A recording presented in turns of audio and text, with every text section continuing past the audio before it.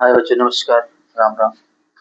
आपका अगला प्रश्न है कि जो मृदा अपरदन होती है उस मृदा अपरदन को रोकने के कौन कौन से उपाय हैं। ठीक है, तो प्रश्न क्या आता है कि मृदा अपरदन को रोकने के उपाय या मृदा संरक्षण के उपाय, क्या या तो मृदा अपरदन के उपाय आएगा या मृदा संरक्षण के उपाय करके प्रश्न है। क्या आएगा?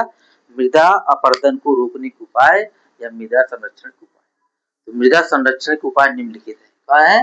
मृदा संरक्षण उपाय क्या है? निम्नलिखित। पहला क्या है? वृक्षारोपण। वृक्षारोपण का मतलब होता है कि वृक्ष लगा क्या करके, वृक्षों को लगा करके मिट्टी की कटाई को रोका जा सकता है। जो बाढ़ वाले क्षेत्र होते हैं वहां पर अधिकतर वृक्ष लगा करके, वृक्ष क्या होता है, जमीन की कटाई को रोकता है। तो वृक्षारोपण जो है मृदा अपरदन का या मृदा संरक्षण के लिए सबसे महत्वपूर्ण क्या है? वृक्षारोपण करना, मैंने वृक्ष लगाना। दूसरा क्या है? नदियों पर बांध बनाना। क्या करना? नदियों पर बांध बनाना, अर्थात नदियों पर बांध बना करके उनके वेग को कम किया जा सकता है, उससे सिंचाई भी हो सकती है, उसके बाढ़ को नियंत्रित भी किया जा सकता है। दूसरा क्या है? नदियों पर बांध बनाना, यानी मृदा अपरदन के उपाय। तीसरा क्या है? खेतों की मेड़बंदी।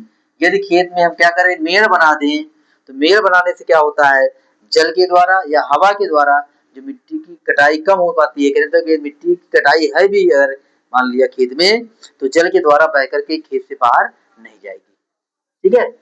अगला क्या है? पशुओं की अनियंत्रित चराई। कहते हैं जो पशु छोड़ दिए जाते हैं खेत में चरने के लिए, उनके जो पैर होते हैं उनकी खुद से मिट्टी कट जाती है और फिर जल के साथ बह के बाहर निकल जाती है या हवा के साथ निकल जाती है। इसलिए पशुओं की अनियंत्रित चराई को भी रोकना चाहिए। अगला क्या है? ढाल के विपरीत जुताई। कहें तो कि ढाल में हम खेत को वैसे जोतेंगे तो मिट्टी के साथ उपजाऊ मिट्टी बह जाएगी जल के साथ। यदि खेत को ऐसे जोता जाए ढाल के विपरीत जो है, तो इसकी कटाई को या इसके अपरदन को रोका जा सकता है। क्या है? ढाल के विपरीत जुताई करना। जल निकासी की उचित व्यवस्था करना। कहते खेत से जल कैसे निकला जाए उसकी समुचित व्यवस्था करने से कुछ हद तक मृदा अपरदन को रोका जा सकता है। अगला क्या है? खेतों पर हरी खाद वाली फसलें, अर्थात मूंग, सनई या ढेंचा को बो करके खेत में उसकी कटाई को या उसके अपरदन को रोका जा सकता है। क्योंकि जो फसलें होती हैं खाद वाली, ये कितनी बरसात हो जाए उस मूसलाधार बारिश में भी मिट्टी की कटाई कम होती है यदि इन फसलों को बोया जाए। इनसे काफी हद तक मृदा अपरदन को रोका जा सकता है। अगला है नाली एवं गड्ढों को समतल बनाना। अत्यधिक वर्षा के कारण जब खेत में नाली बन जाती है पानी बहने के लिए या गड्ढे बन जाते हैं, तो समय समय पर उन नालियों और गड्ढों को भर देना चाहिए जिससे कि कटान कम हो और मृदा अपरदन कम हो। अर्थात मृदा अपरदन को रोकने के लिए निम्नलिखित उपाय किए जा सकते हैं। वृक्षारोपण करना, नदियों पर बांध बनाना, खेतों की मेड़बंदी करना, पशुओं की अनियंत्रित चराई पर रोक लगाना, ढाल के विपरीत जुताई करना, जल निकासी की उचित व्यवस्था करना, खेतों पर खाद वाली फसलें उगाना, नाली एवं गड्ढों को समतल बनाना। अब देखो 1953 में सरकार ने केंद्रीय भू संरक्षण बोर्ड का गठन किया था, जो कि मृदा अपरदन को रोकने के लिए बनाया गया था। क्या करने के लिए? मृदा संरक्षण के उपाय के लिए बनाया गया था। कौन?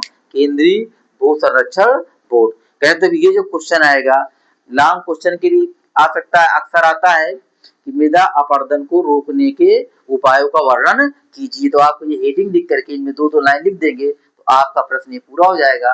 कम से कम 4 या 5 नंबर का प्रश्न ये आएगा। जब भी आएगा इसे आप 2 बार देख लीजिएगा कि मृदा अपरदन को रोकने के क्या क्या उपाय हैं।